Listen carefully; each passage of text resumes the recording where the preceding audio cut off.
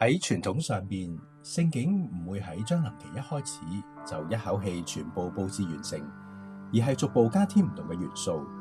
讓到所有嘅弟兄姊妹可以學習等候，慢慢走近聖誕嘅奧秘。所以喺將臨期第一主日，聖景往往只有最基本嘅幾個元素：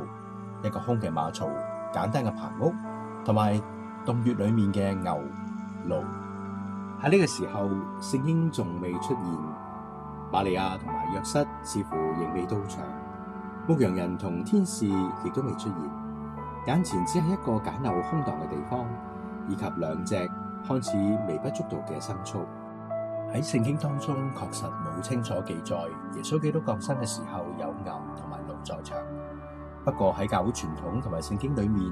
卻係有一個重要嘅聖經來源。喺以賽亞書第1章第3節，聖經咁樣話：牛認識主人，驢認識主人的槽，以色列卻不認識，我的民卻不明白。